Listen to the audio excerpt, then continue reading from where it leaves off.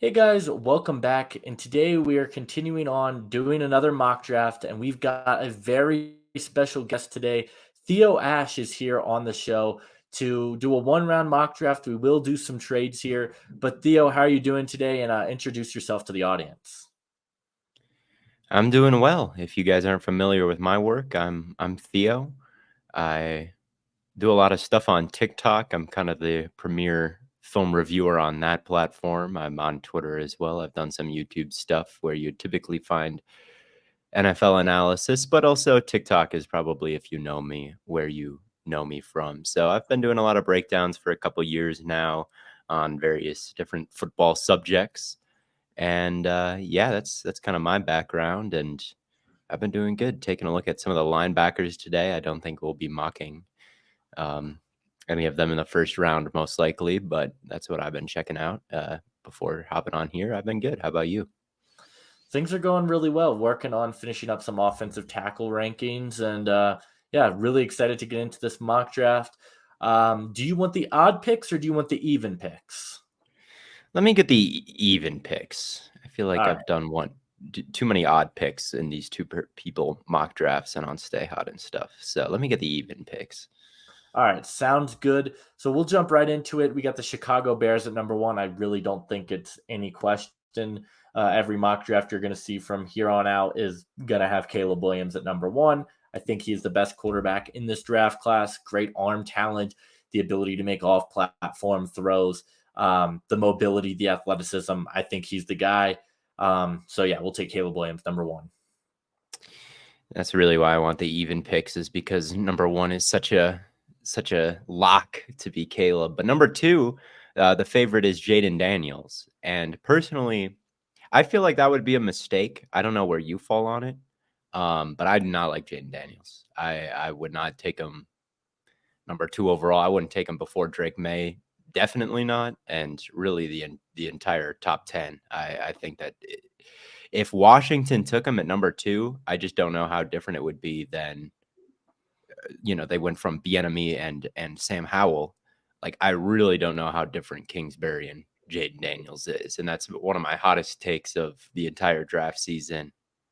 Jayden is this hyped up prospect, but I just can't get on board with him. So I'm going with Drake May. I think that he's got better pocket presence, a stronger arm. He's better targeting the middle of the field. He just can make more things happen for you. So I think it would be a mistake for Washington to go in a different direction.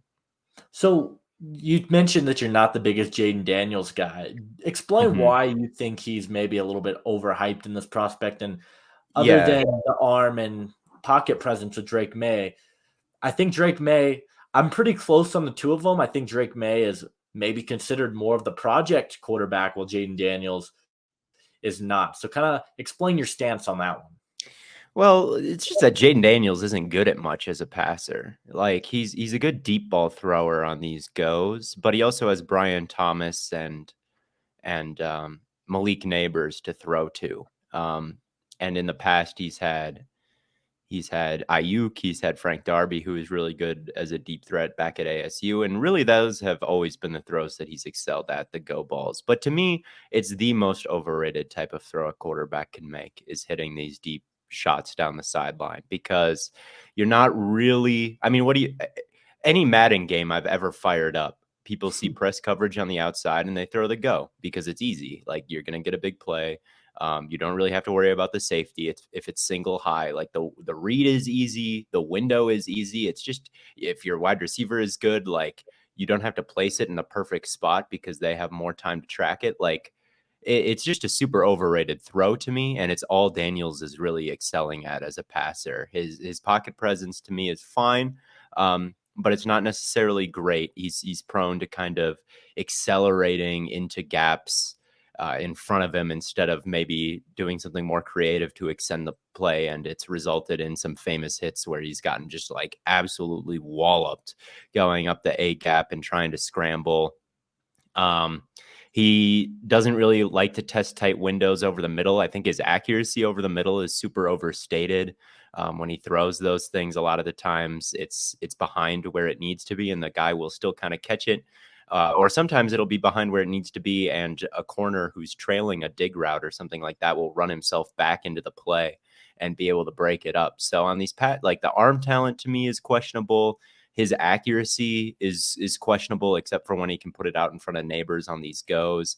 Like pocket presence is just whatever. Arm talent, like I think I'm repeating myself on some of these traits, but really the only thing is the deep ball to me, and the fact that he can run around. But if he were to go to like New England at number 3 and they have no deep threats, like what's he going to do? Outrun the entire defense? Like Yeah. in the NFL, like I just don't buy it. I think that he can run, but he just does not have the passing traits that I look for. And even as a runner, like he's very small and gets pummeled. So to me, he just does not project as a franchise quarterback. The May looks the part to me like so much more.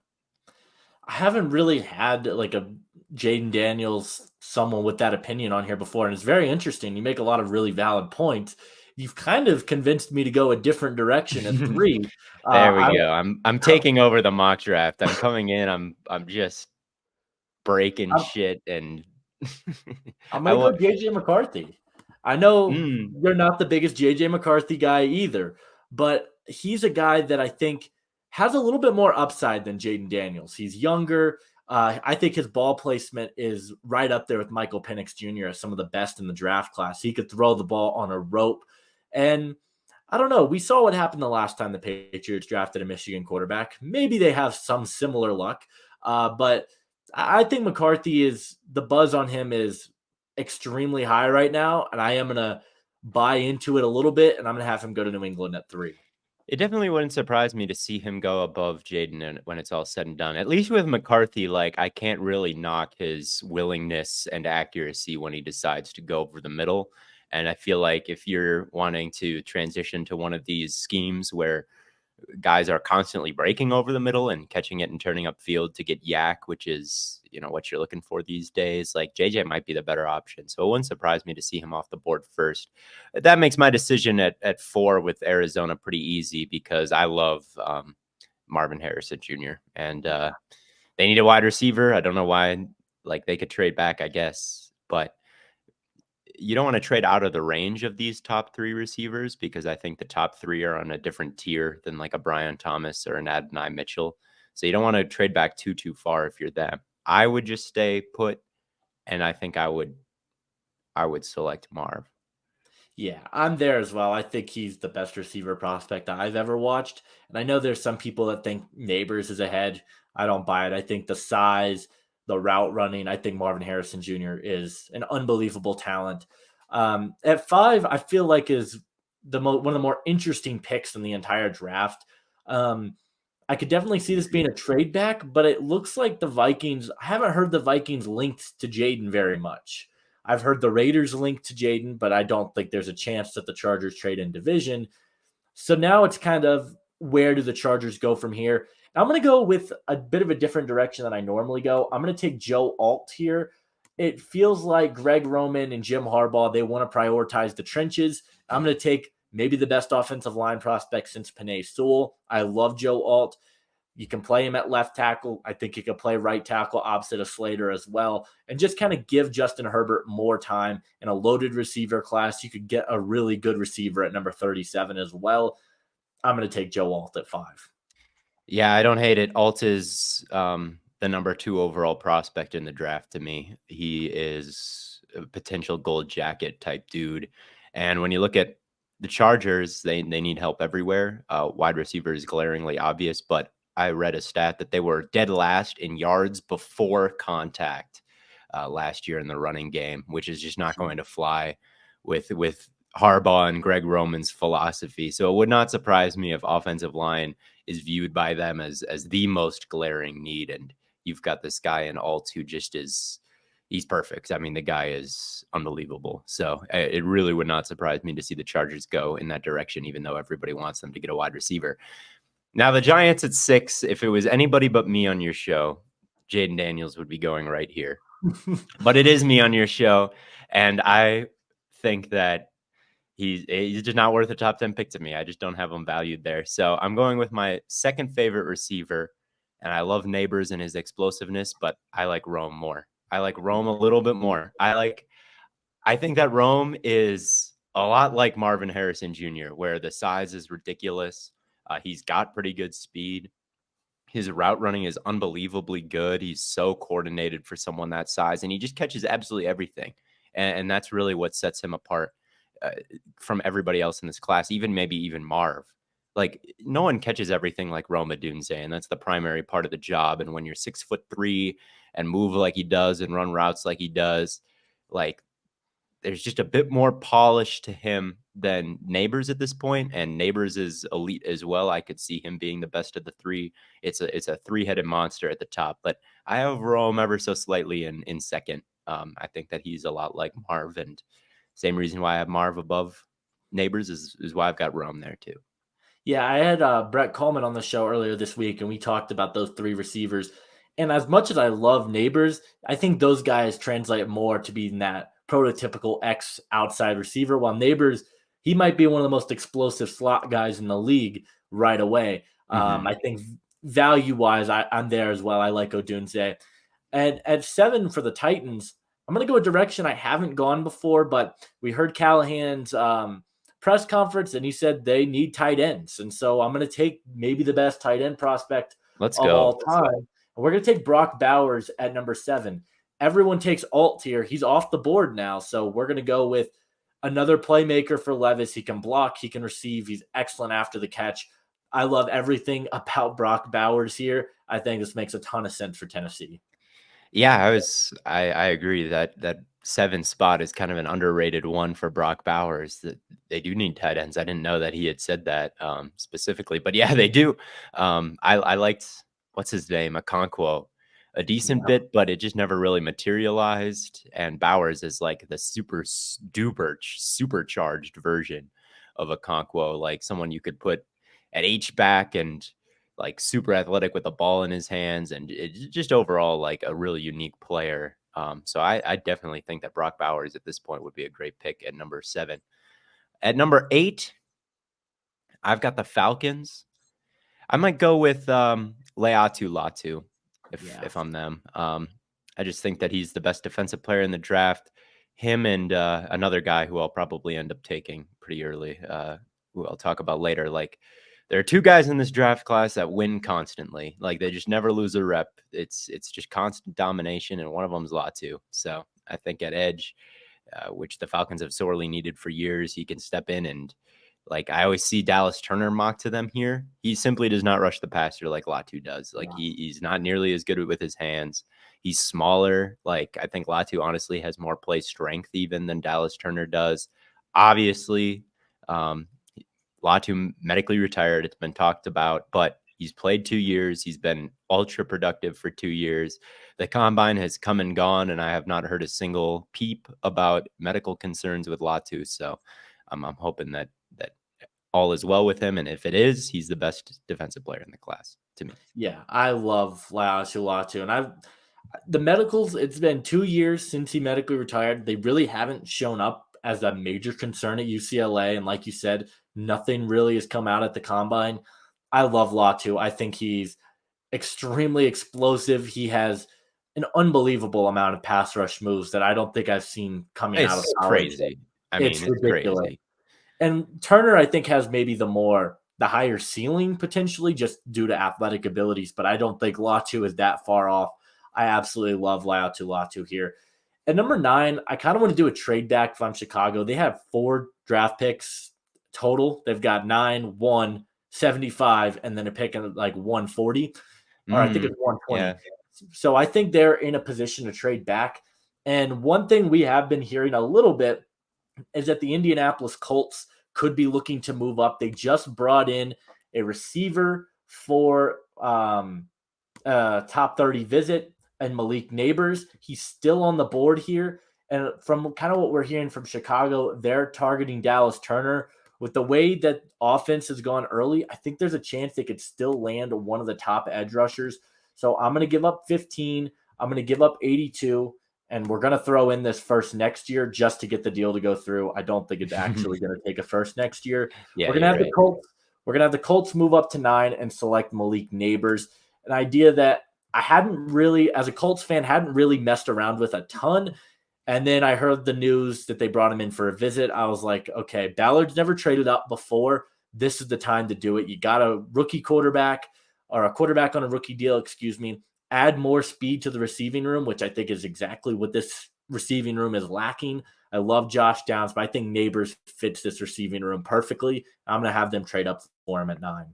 I mean, it would be a home run for them to get Neighbors. He absolutely slides right in next to Downs and Pittman with his skill set and complements them perfectly. As a deep threat, he would replace Alec Pearson, then some, right? Like he would be the dominant force. And yeah, they did bring him in for a visit. You'd think why? They're not probably going to get a chance to draft him at 15, but who knows?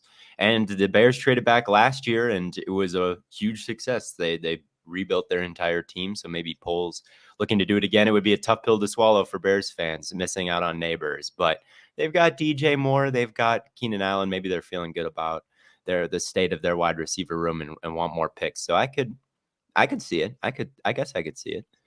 That puts me on the board with the Jets, who usually I just slot in Brock Bowers here and call it good. But Brock Bowers is not here today, which makes me think, man, let me pull up the Jets depth chart real quick. Usually this one is such a lock that Bowers is always ends up here. They added obviously offensive line is the main thing that they needed last year, but they've done a pretty good job to me reloading that unit with John Simpson at left guard now. Tyron Smith obviously is going to be a starter. Morgan Moses on the other side is capable. They added Hassan Reddick. I think they've had a really good offseason overall. So they're kind of in a position of luxury here where they can take the best player available. And to me, that might be Troy Fautanu. He is ridiculous. Like, I've never seen an offensive lineman quite play like him. Like, technique is completely out the window, which makes him a little bit lower, I think, on some of these draft boards, because it's fair to watch him and say, like, he's a total mess. But what he's doing is working, and he's doing it because he's more athletic than everybody else. Like, his movement skills are ridiculous. He climbs to the second level and hits somebody and like brings them down like almost every time. It's crazy. Usually these guys struggle. These offensive linemen struggle trying to track guys down in the open field. Like, he doesn't at all because he's that quick. He moves like a wide receiver almost. Yeah, he's ridiculous. To me, he's one of the best players available, and they could find a spot for him, right tackle, one of the guard spots. Like, the offensive line is good, but it might not be complete. So you'd find a spot for him. He'd be better than Morgan Moses, although I do like Morgan Moses as a short-term answer. Yeah, I think he could even play at that left guard spot. This is one of my favorite picks for the Jets as well. Simpson had his penalty concerns last year. Well, he's serviceable. Fautanu, the big thing before the combine was how is he going to measure up? Because when you watch him, his arms don't look like they're as long as they measured in it. And then the measurements came back like, oh, he can play tackle at the NFL. I think he's got that versatility due to his athleticism. Yeah, I love that pick.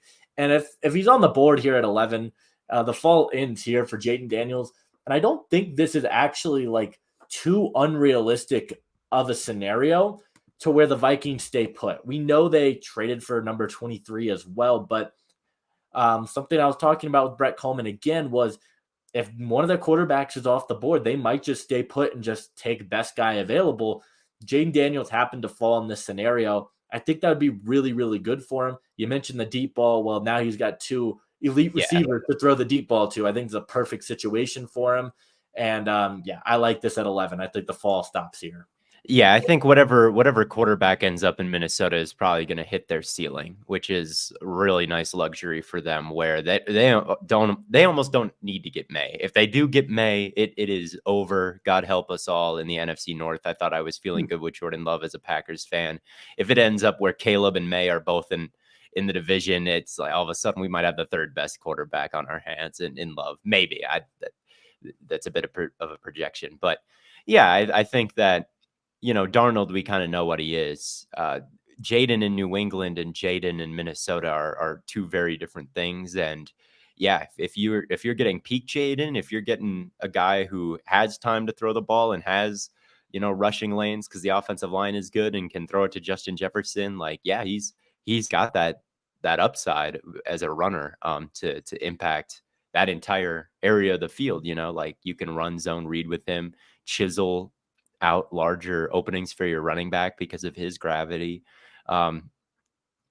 At 11, if he falls, I think the Vikings would run the card up. So yeah, I agree with that. And I think it's more likely than people think that one of these guys just falls to them. It happens every year that these quarterbacks get hyped up and then the NFL says, no, thank you. Every draft class that I've been an analyst, there's been some shocking fall from a quarterback. So Jayden falling out of the top 10, like there's historical precedent.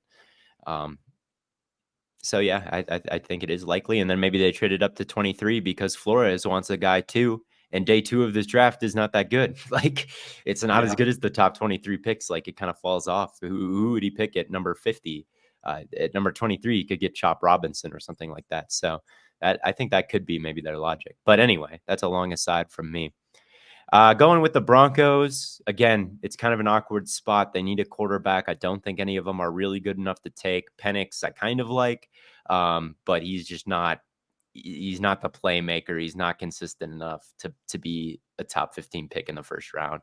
So I'm looking at defense. I'm thinking who's the best defensive player available right now, and I'm not seeing him on the big board. So you might have to scroll down. But to me, it's Johnny Newton. Yeah, he's all the way down at number 21. He is the other guy I was thinking about with Latu. It's like there are 2 guys in this class that just win every rep. And Newton is one of them, and Latu's the other. Like these guys just dominate, and they're not the freakiest of freaks. You don't look at them and say like this guy's a Greek god, just the way he's built.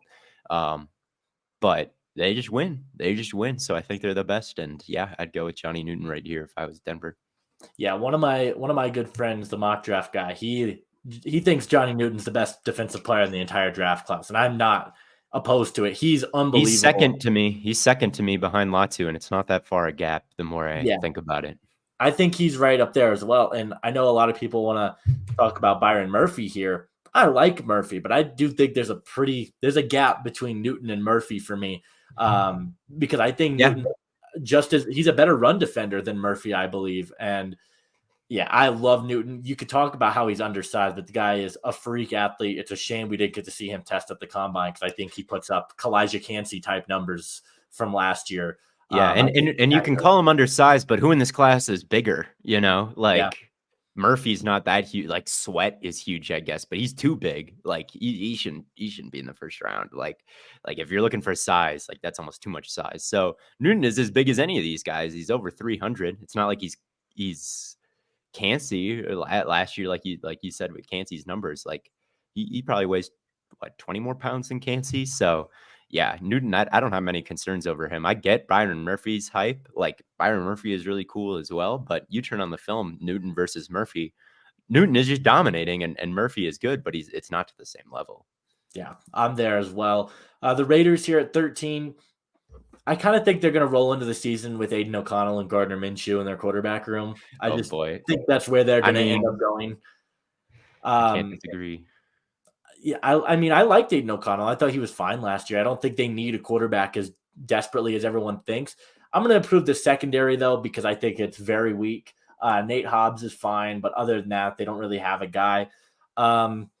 It's really between you can pick your poison here. I like Quinyon Mitchell. Terrion Arnold's right there. I think I'm going to go with Arnold simply because, number one, SEC battle-tested corner, just get pushed up the draft boards. Number 2, he's got inside-outside versatility. He can play in the slot, can play outside, can stop and go on a dime, has more press coverage experience than Mitchell as well. I think they're very close. I like Mitchell better, but for what the Raiders need, and they just need help everywhere, I think Terrion Arnold's your guy.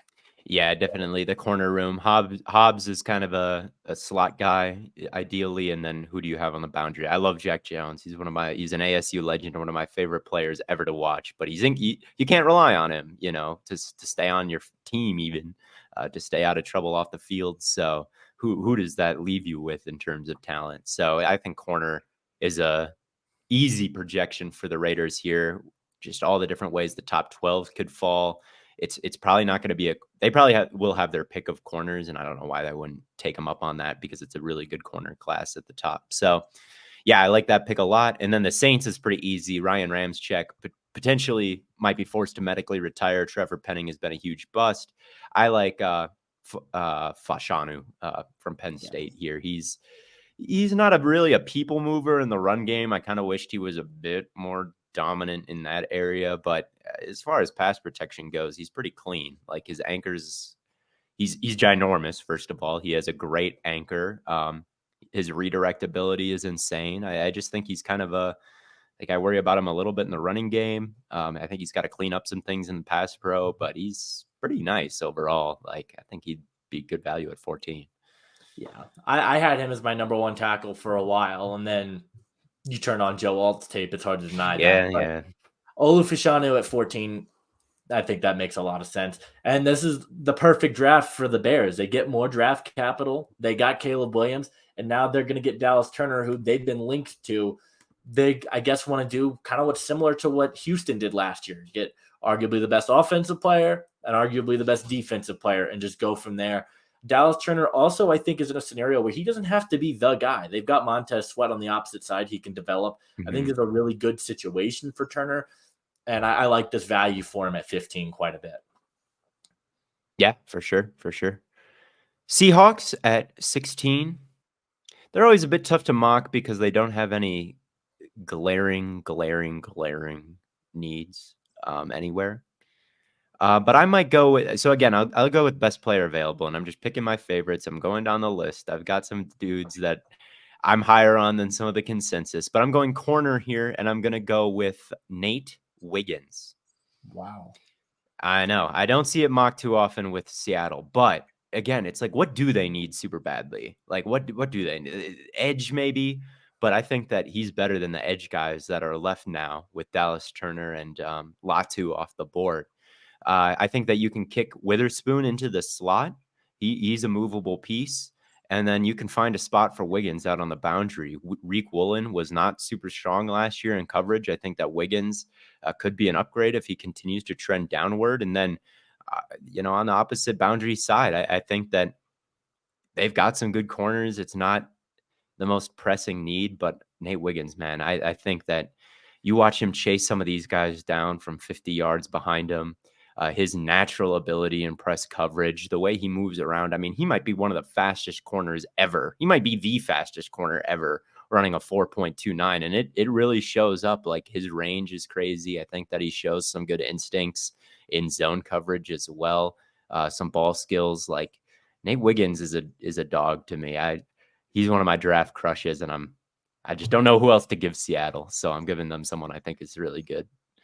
Yeah, I took corner to them. I did a 7-round mock draft. I took corner like in the third for Seattle. I've not really done that in the first. I'm gonna be very interested to see how Seahawks fans feel about that one.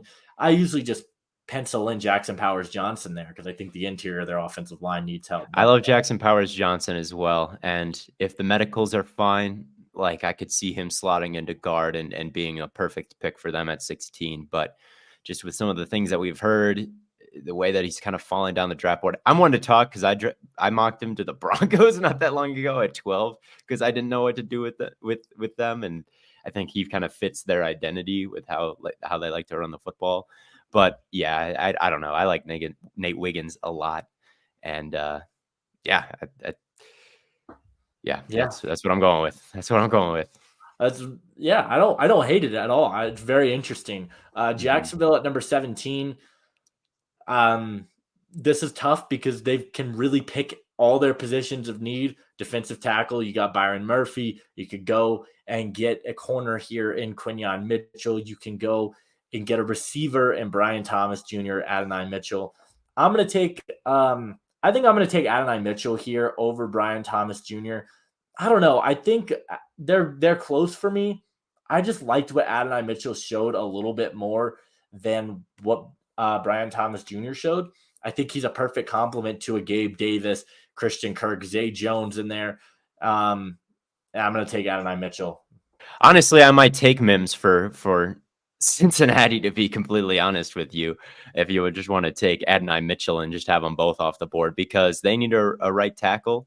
Jonah Williams is out the door, and I think that Mims is much like Mitchell. He's a big swing. Like Mitchell tested unbelievable at the combine, but you question like his effort a little bit, not even a little bit. You question Mitchell's effort a lot, and how that'll translate if he could see the field at the NFL level. But he's such a freak that you gotta give him a high grade to me. And Mims is kind of the same way.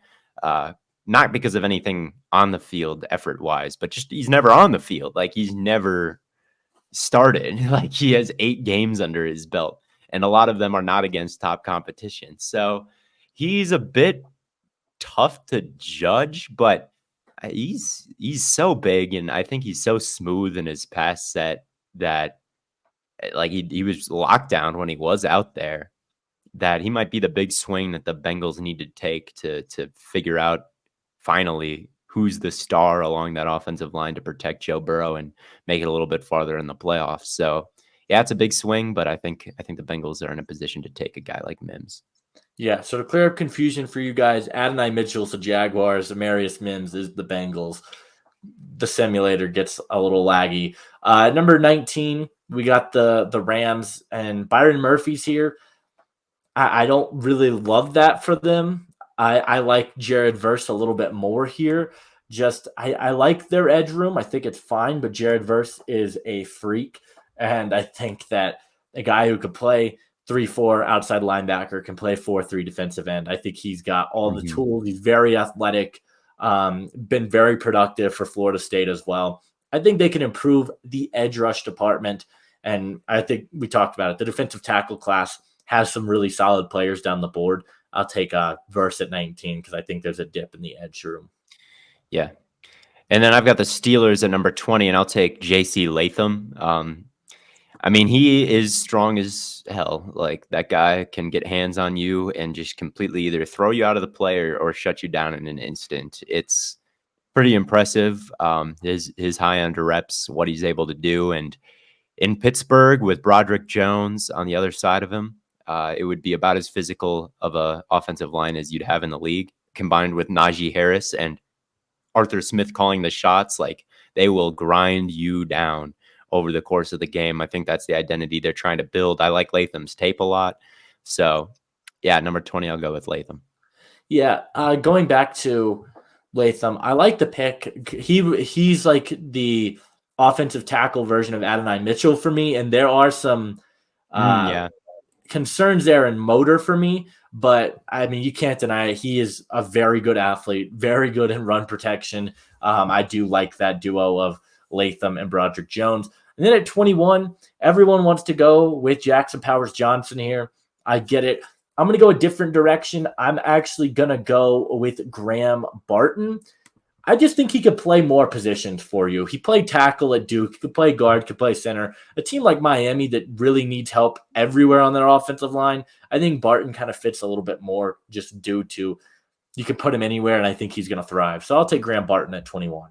And he's just a guy who's fast, right? Which is all Miami wants to do. He can get out and run and connect at the second level. If you want to throw a screen to Tyreek Hill, your linemen better be pretty fast, right? Like they got to stay out in front of some really, really fast dudes and, play at a high tempo. And I think Graham Barton would fit in there pretty well. So that brings me to the Eagles. They're at number 22 overall now. I don't know here. This one is a little interesting to me. Let me bring up the Eagles depth chart.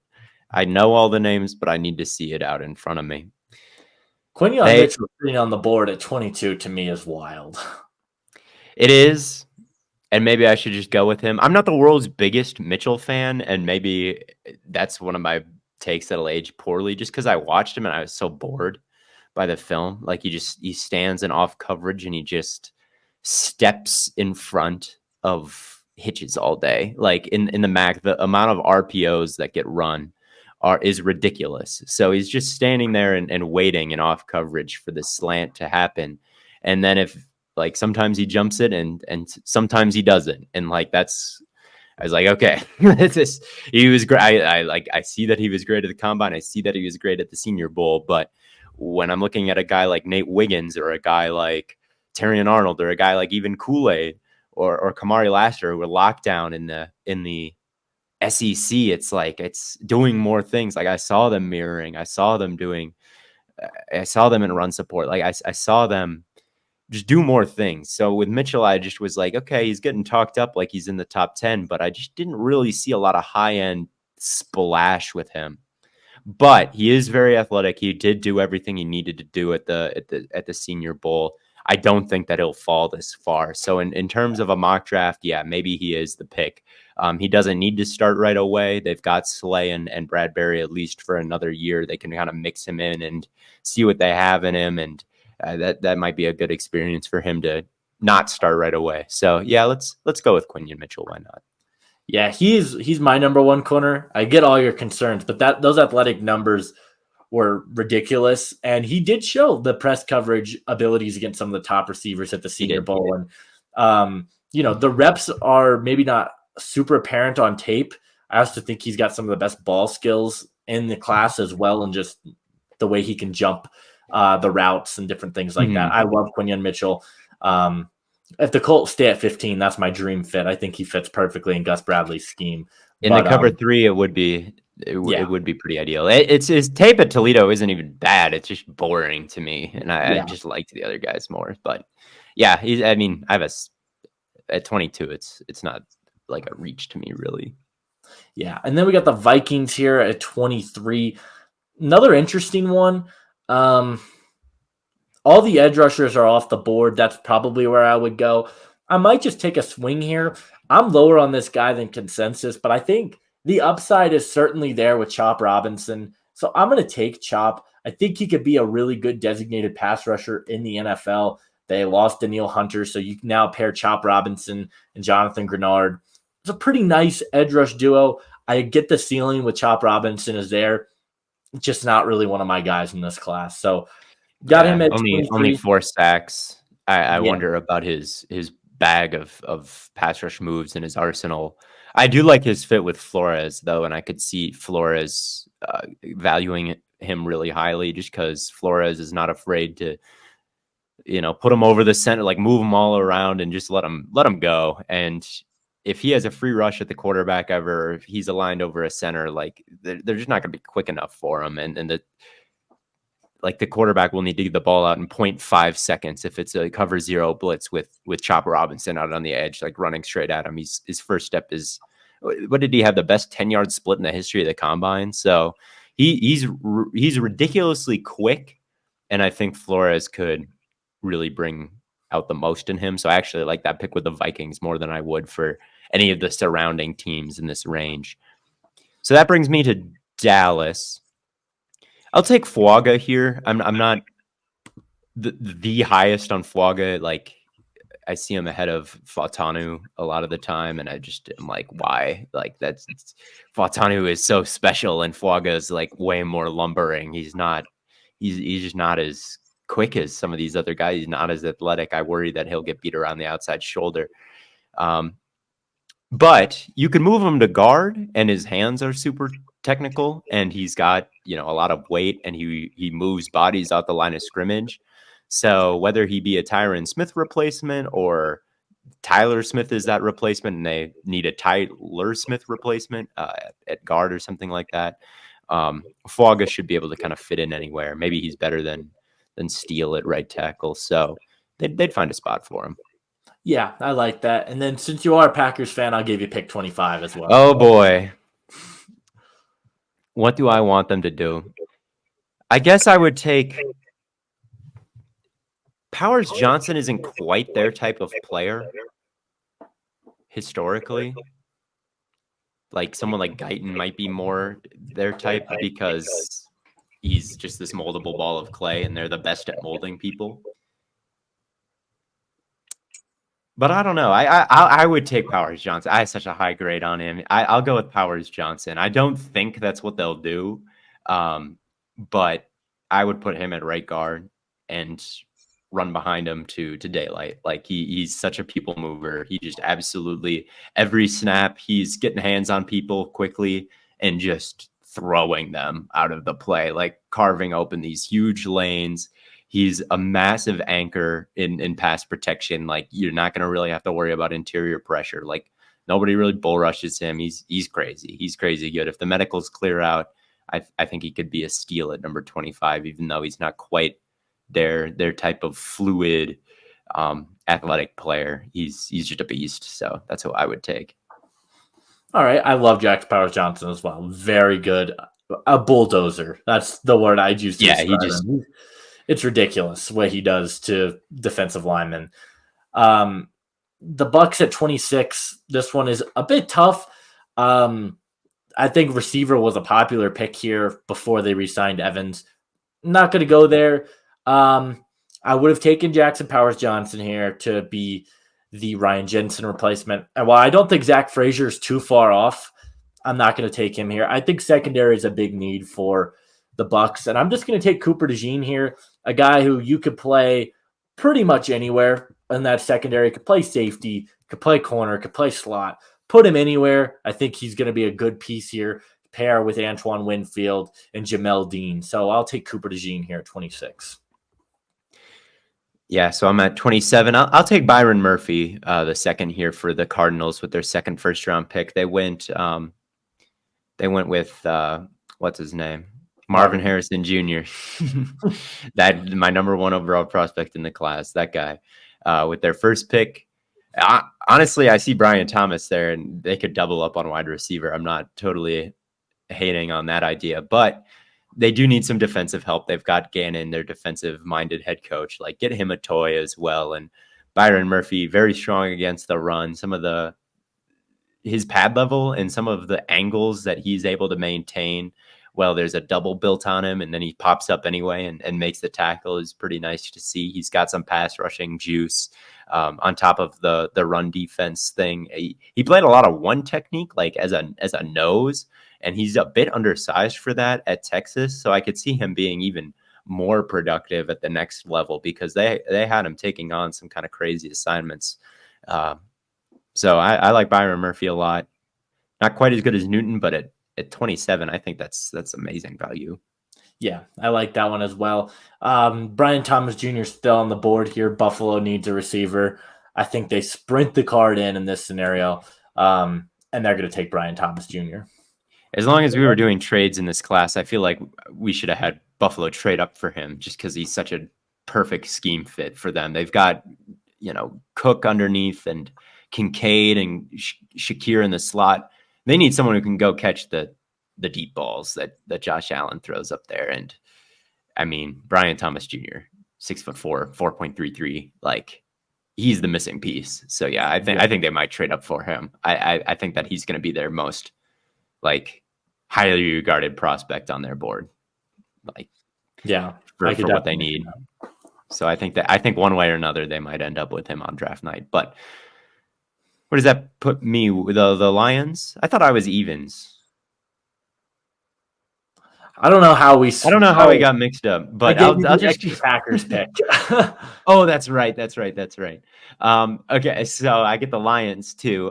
Let's have them take. They're the Lions. They're the division rival. We'll have them take Jeremiah Trotter Jr. I can't tell if you're serious or not. No. They'll take him for them. I'll take Kool-Aid. They need a corner.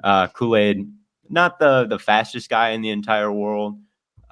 He got stacked a bit on film, I thought, and allowed some vertical separation, but they never threw it at him.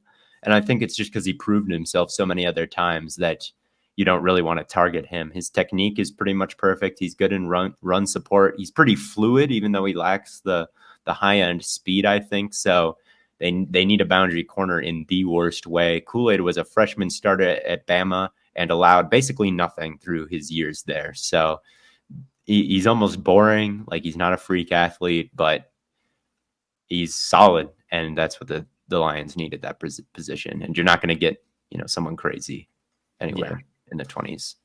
Yeah, I love Kool-Aid. I think he's actually right up there with Arnold. I don't think the gap between them is as big as some people do think. I got the Ravens here at 30, and I think they need offensive tackle. They got to replace Morgan Moses. Well, I'm not the highest Tyler Guyton guy. I actually think he's kind of perfect for what the Ravens want to do, and they could develop him into something really nice. So I'm going to take Tyler Guyton here at number 30 just to be that right tackle of the future. And Mhm. let him develop a little bit more. Yeah, I wasn't the biggest fan either, but I concede, like, okay, like some of the flashes he has, some of I mean, the athleticism is pretty crazy. So, like, I can buy it as a first rounder. Like, maybe people just are dying for the chance to mold him. He's a lot more refined than like the BYU guy at 35. I watched him and it was like, this is not good. Like, I don't know how he could potentially go first round. Guyton is more. Like if you're looking for a swing in this range, I do like Guyton more than some of the other names, and Morgan doesn't really translate to tackle probably. So yeah, I rock with that. I mocked that same thing in the last one that I did personally. San Francisco, maybe I'll go. Screw it. It's the last pick. I think I'll go Christian Haynes. He's someone who's kind of a zone run blocking expert. I think more than some of the offensive linemen I was just describing. He kind of fits as a first round guard. Obviously, tackle is the sexier position, but a lot of these guys like Morgan, he might not be playing tackle, and Kingsley, he might not be playing period for a couple years. So Hayes, if you are looking to bolster that up offensive line, which they definitely should be doing, like he might be their guy. Yeah, I haven't really seen Haynes in the first round. I think he's kind of a top 50 guy. I think I haven't messed with that idea a ton. I like the fit. If we had not just randomly switched odds and evens, I thought about Edgerrin Cooper there because the Dre I Greenlaw do like Drake. injury. And I think that's a Ooh. really interesting idea of Edgerrin Cooper with Fred Warner. And then who knows what happens with Greenlaw, obviously, towards Achilles in the Super Bowl. But Yeah, I like I said at the top, I'm watching linebackers right now, and Cooper's been I'm not totally through it all yet, but Cooper is linebacker one, like over Colson, certainly. Like he, as a run defender, is kind of operating at a different level. He has no experience in coverage, but Fred could kind of cover for him as he learns, and he's got the movement skills. Like there's no reason why he can't get better in zone. Um, but yeah, Cooper at 31 would be nice, but I'm sticking with Haynes. I'm sticking with Haynes. At the end of the day, Cooper is a 230-pound linebacker, and it's just tough. Like Hayes might be a little bit more stomachable in the first round, and they do have Drake probably coming back at some point. But I don't hate that at all. I hadn't even thought about that. That's not a bad idea. But you're here to round it out. I think if we kind of I think receiver is the popular pick here. I think it makes sense. Who knows what's going to happen with Rashee Rice now? And even with that, even with him, I still think receiver was a need. The Yeah. consensus is not there on this guy, but I'm going to stick to my guns here. I'm going to take Keon Coleman. I think they need size on the outside. They need a guy for Patrick Mahomes to just throw it up to. Very good contested catch receiver. He plays way faster than the 40 time is going to lead people to believe. He's maybe not the most amazing separator, but they've got separators on this team. I think they need size in the receiving room. So I'm going to take Keon Coleman with the final pick of the first round. Yeah, I'm holding out hope for him. I think that I like Troy Franklin slightly better. He would be my pick. I think he's better route runner than people give him credit for. But Coleman is better than the stats indicate. Like, and even the film. Like, he's just not really asked to do too much in that offense. I was frustrated watching him. Like, why are they never giving him any in-breaking routes? Like, why they have Johnny Wilson and they're throwing him all these fades, and then Keon Coleman has the exact same skill set and he's just rotting. He's not complimenting anything. They're throwing him screens. He's like, he's just not that shifty. Like you don't throw him a screen and he's gonna like make everybody miss, right? He's a possession receiver, and he was better at Michigan State. So I'm hoping that year before at Michigan State was kind of the real him. His numbers were way more efficient, and he's only like 20 years old or something ridiculous like that. So he's one of the youngest prospects out there. So he's got a lot of red flags, I think, but he also has upside, and I'm hoping that he can hit that. So I am a bit of a fan of Coleman as well. So I don't hate that pick, and I thought that was a good mock. Yeah, I think it went really well. We had one trade. Surprised we didn't have more, but it ended up falling very well. Some interesting ideas we haven't experimented with before. I had a great time. But that's going to do it for us, guys. I'll leave Theo's links to his TikTok and Twitter down in the description below. And do you got any final closing thoughts that you want to finish us off with?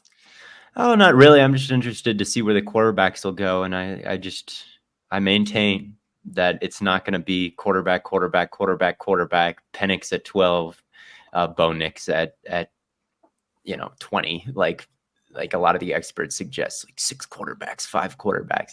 All I'm telling you, it's gonna be less quarterback heavy than you think. I think that's my parting prediction. All right. Well, I had a great time. Thank you for joining us. Leave a like on this video, subscribe if you are new, and I'll see you guys in the next one. Adios.